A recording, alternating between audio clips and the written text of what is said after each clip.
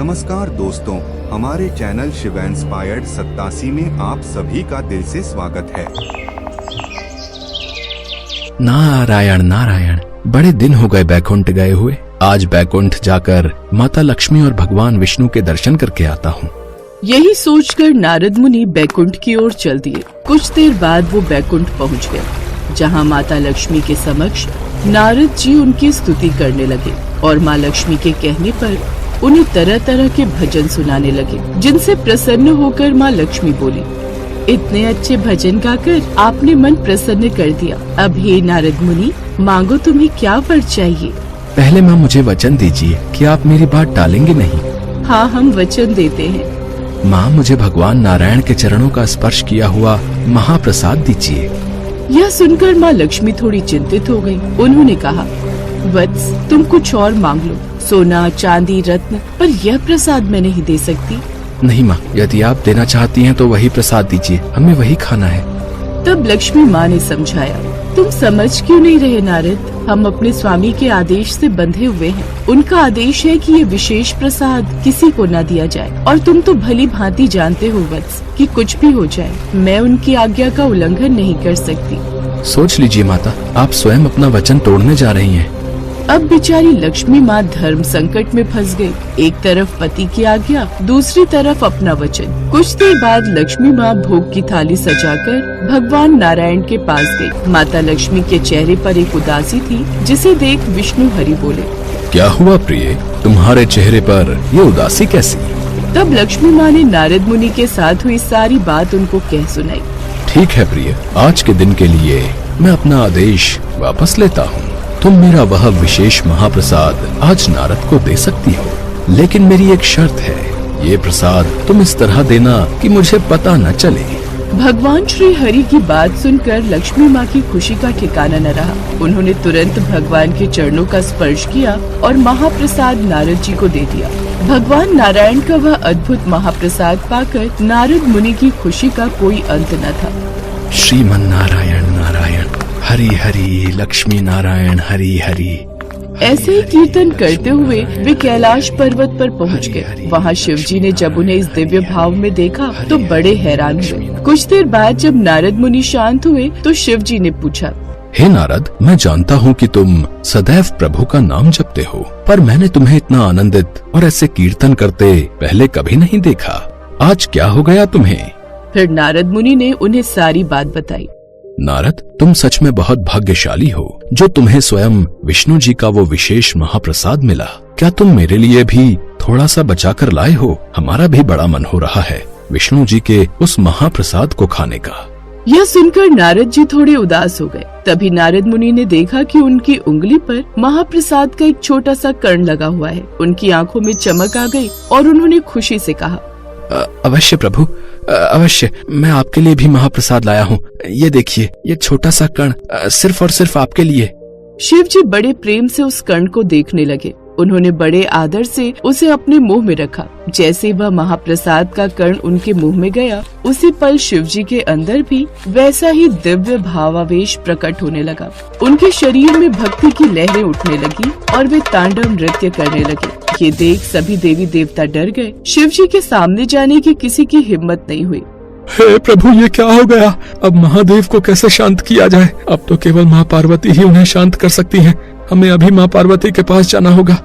वो सभी मिलकर माता पार्वती के पास गए। माता, माता, भोलेनाथ जी को शांत करें, नहीं तो पूरे ब्रह्मांड का नाश हो जाएगा। क्या महादेव और तांडव? माता पार्वती तुरंत शिव जी के पास गई। हे स्वामी, आपको अचानक यह क्या हो गया था? आप इस प्रकार क्यों नृत्य कर रहे हैं? हम ये नृत्य क्रोध में नहीं बल्कि प्रसन्नता में कर रहे हैं, जिसका कारण श्री विष्णु का वो विशेष महाप्रसाद है, जिससे मेरे अंदर ये परम आनंद की लहरें उठी। ये बात सुनते ही माता पार्वती ने शिव जी से पूछा, क्या वो प्रसाद इतना आनंदमयी था? तो क्या आपने मेरे लिए भी कुछ महाप्रसाद बचा कर रखा है स्वामी? अब इस बात का शिव जी क्या ही जवाब देते। उन्हें खुद तो इतनी मुश्किल से प्रसाद का वो एक कण मिला था। उन्होंने कुछ नहीं कहा, जिस पर माता पार्वती सब समझ गई और वो शांत रही। लेकिन महादेव को अब वो प्रसाद ज्यादा मात्रा में ग्रहण करने की इच्छा हुई, इसलिए उन्होंने उस प्रसाद की मांग रखी। हमें विष्णु जी का वो आनंदमयी प्रसाद ग्रहण करने की तीव्र इच्छा हो रही है। हमें वो प्रसाद चाहिए। तभी नारद वहाँ आते हैं और महादेव की ये इच्छा सुनकर कहते हैं, परंतु प्रभु, ये कैसे संभव है? आप भली भांति जानते हैं कि माता लक्ष्मी ने कितनी मुश्किल से हमें वो प्रसाद दिया था। हम कुछ नहीं जानते। हमें विष्णु जी का वो आनंदमयी प्रसाद चाहिए, मतलब चाहिए। और जब तक हमें वो महाप्रसाद नहीं मिल जाता, तब तक हम किसी से भी बात नहीं करेंगे। हम मौन व्रत धारण कर लेंगे। ऐसे ही कुछ दिन बीत गए। महादेव कैलाश में मौन धारण किए हुए बैठे रहे। फिर एक रोज आखिरकार माता पार्वती माता लक्ष्मी से मिलने गई और उन्हें इस विषय में सारी बात बताई। ये तो बड़ी चिंता का विषय है। मेरी समझ में कुछ नहीं आ रहा अब क्या होगा। विष्णु हरि को इस बात के लिए केवल आप ही मना सकती हैं। आपने उन्हें अपना भ्राता जो बनाया है और वो आपको इस बात के लिए कभी इनकार नहीं करेंगे। माता पार्वती माता लक्ष्मी के साथ विष्णु हरि के पास जाती हैं और उनके महाप्रसाद खाने की महादेव की जिद की बात वो उन्हें बता देती। महादेव को मौन धारण किए आज 5 दिन हो गए। जब से नारद ने उन्हें आपके प्रसाद का एक कण चखाया है, तब से वो एक ही हट पकड़ कर बैठ गए हैं। क्या महादेव मेरे प्रभु महाप्रसाद खाना चाहते हैं? और ये बात आप मुझे अब बता रही हैं? ये तो मेरे लिए बहुत ही सौभाग्यशाली बात होगी। हम स्वयं वो महाप्रसाद लेकर भोलेनाथ के पास जाएंगे। विष्णु जी स्वयं वो महाप्रसाद लेकर भोलेनाथ के पास गए और उन्हें अपने हाथों से वो महाप्रसाद खिलाया। इसके बाद माता पार्वती के मन में भी एक दिव्य इच्छा जागी कि उस दिव्य महाप्रसाद का आनंद उन्हें भी मिले। यह सुनकर भगवान विष्णु मुस्कुराए और उन्होंने माता पार्वती को भी वो महाप्रसाद दिया। हे देवी, आपकी इच्छा अवश्य पूर्ण होगी। आपको उतना महाप्रसाद मिलेगा जितना आप चाहेंगी। वो प्रसाद खाकर माता पार्वती भी अत्यंत प्रसन्न हुई और उन्होंने भगवान नारायण से कहा, हे प्रभु, अगर आप केवल मुझे ही अपना प्रसाद देंगे तो भी मेरा मन पूरी तरह शांत नहीं होगा। कृपा करके आप ऐसी व्यवस्था करें कि आपका यह दिव्य महाप्रसाद सभी जीवात्माओं को प्राप्त हो सके, यहाँ तक कि जो निम्न योनियों में है वे भी इसे ग्रहण कर सके और उनका उद्धार हो सके। तथास्तु देवी पार्वती, आपकी इस करुणामय इच्छा को पूर्ण करने के लिए मैं नीलांचल धाम में प्रकट होऊंगा। मेरा मंदिर और मेरा महाप्रसाद जगत में प्रसिद्ध होगा। जो कोई भी मेरे उस प्रेममय प्रसाद को ग्रहण करेगा उसका उद्धार होगा। मेरे मुख्य मंदिर के प्रांगण में ही आपका भी मंदिर बनेगा और मेरा प्रसाद सबसे पहले आपको अर्पित किया जाएगा। उसके बाद ही समस्त भक्तों में उसका वितरण होगा। इस प्रकार भगवान श्री हरि जगन्नाथ पूरी धाम में प्रकट हुए। पार्वती देवी वहाँ विमला देवी के नाम से विराजमान है, जिनका मंदिर आज भी मुख्य जगन्नाथ मंदिर के साथ ही है। भगवान जगन्नाथ को लगाया हुआ भोग सबसे पहले विमला देवी को अर्पित किया जाता है और उसके बाद ही वो भक्तों के लिए बाहर आता है।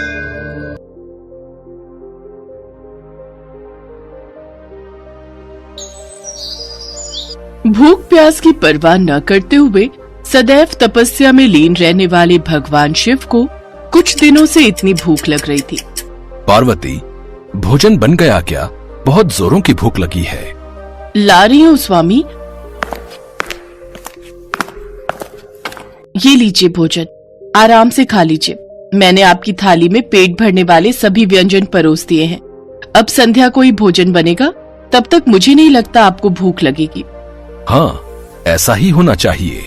बहुत भूख लग रही थी। शिव जी ने थाली का भोजन समाप्त कर लिया और आधे घंटे बाद फिर बोले, पार्वती, बहुत भूख लग रही है। उस भोजन का कुछ हिस्सा बचा है क्या? नहीं, उसमें से तो कुछ नहीं बचा।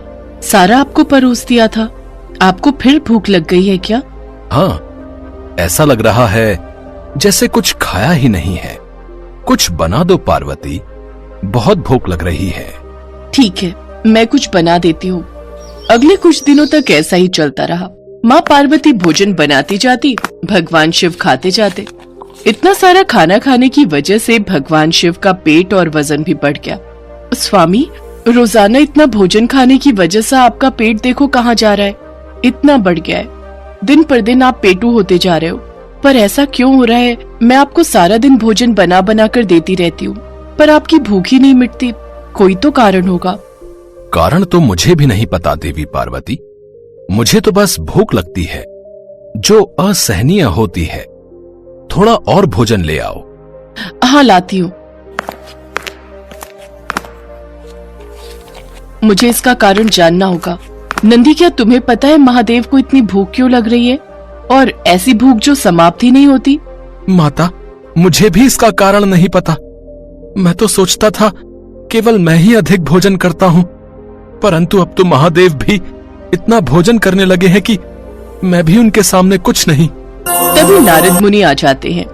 मैंने आप दोनों का वार्तालाप सुन लिया है। हमें इस प्रश्न का उत्तर जानने के लिए ब्रह्मा जी के पास जाना चाहिए। हो सकता है वो इस विषय में आपकी कोई मदद कर सकें। आप उचित कह रहे हैं देवर्षि, हमें ब्रह्मा जी के पास ही चलना चाहिए। माँ पार्वती नारद मुनि और नंदी के साथ ब्रह्मा जी के पास पहुँचती हैं, पर ब्रह्मा जी के पास भी इस समस्या का कोई समाधान नहीं था। मैं खुद आश्चर्यचकित हूँ कि महादेव आखिर ऐसा क्यों कर रहे हैं। ये उनकी कौन सी लीला है, इसका उत्तर तो मेरे पास भी नहीं है। ब्रह्मदेव, हमारी सहायता कौन करेगा ताकि हम जान पाए कि महादेव के साथ ऐसा क्यों हो रहा है? मैं तो बहुत चिंतित हूँ। देवी पार्वती, सदैव से ही भगवान विष्णु ने महादेव को परिस्थितियों से निकाला है। हो सकता है उनके पास इस समस्या का भी कोई समाधान हो। हमें विष्णु जी के पास चलना चाहिए। ठीक है ब्रह्मदेव, ऐसा ही करते हैं। माँ पार्वती सबके साथ भगवान विष्णु के लोक पहुँचती हैं और उन्हें सारी बात बताती हैं। ये तो अधिक चिंता का विषय है देवी पार्वती, इसे सुनकर तो मैं भी हैरान हूँ। स्वामी, क्या आप इस बारे में जानते हैं? मुझसे देवी पार्वती की यह व्यथा देखी नहीं जा रही। ये सब एक भक्त को दिए वरदान के कारण हो रहा है। देवी पार्वती, महादेव स्वयं अपना वरदान देकर भूल गए हैं। कौन सा वरदान नारायण? देवी पार्वती, कुछ समय पहले महादेव के एक भक्त को एक रोग हो गया था, अधिक भूख लगने का रोग, जिसका कोई इलाज नहीं था। वो भक्त बहुत परेशान था। उसने महादेव की बहुत तपस्या की, और आप तो जानते ही हैं, महादेव तो भोलेनाथ हैं। जब जब उनका कोई भी भक्त किसी संकट में होता है, तो महादेव उस भक्त का संकट या तो दूर कर देते हैं या स्वयं पर ले लेते हैं। ऐसा ही उन्होंने उस भक्त के साथ किया। उस भक्त के रोग को उन्होंने स्वयं पर ले लिया और उस भक्त को रोग मुक्त कर दिया। इसी कारणवश महादेव को अधिकतम भूख लगने का रोग हो गया है। वे स्वयं भूल गए हैं कि वे इस रोग से स्वयं ही पीड़ित हुए हैं। नारायण, इस रोग का कोई निवारण तो होगा। अवश्य ब्रह्मदेव, इस रोग के निवारण के लिए उपाय है। क्या उपाय विष्णुदेव? देवराज इंद्र के उद्यान में एक चमत्कारी फल का वृक्ष है। उस फल को खाने के पश्चात महादेव का ये रोग दूर हो जाएगा और वे फिर से सामान्य स्थिति में भोजन करने लगेंगे। फिर तो हमें शीघ्र ही देवराज इंद्र के पास जाना चाहिए। मुझे पहले ही स्थिति का आभास हो गया था, इसलिए मैंने देवराज इंद्र को संदेश भेज दिया था। वे उस फल को लेकर आते ही होंगे। देवराज इंद्र फल लेकर आ जाते हैं। विष्णुदेव, ये फल जो आपने मंगवाया था, ये भूख को सामान्य करने के लिए अति उत्तम फल है। देवी पार्वती, अब आप इस फल को ले जाकर महादेव को खिला दीजिए। उनकी भूख पहले की भांति सामान्य हो जाएगी। धन्यवाद इंद्रदेव, मेरी इस कार्य में सहायता के लिए आप सभी का बहुत बहुत धन्यवाद। माँ पार्वती वह चमत्कारी फल लेकर नंदी के साथ वापस कैलाश पर्वत पर लौट आती हैं और महादेव को वह फल खिला देती हैं। अरे वाह, ये फल तो बहुत स्वादिष्ट है। ऐसा लग रहा है मैं बिल्कुल तृप्त हो गया हूँ। इस फल को खाकर तो मेरी भूख भी शांत हो गई है। माते, लगता है फल ने अपना असर कर दिया है। क्यों? क्या ये कोई चमत्कारी फल था पार्वती? हाँ स्वामी, मैं आपको सारी बात बताती हूँ। माँ पार्वती भगवान शिव को पूरी बात बताती हैं, जिसे सुनकर वे स्वयं पर बहुत हंसते हैं। उन्हें अभी तक यकीन नहीं हो रहा था कि वह सचमुच इतने पेटू बन गए थे कि लगातार खाए ही जा रहे थे।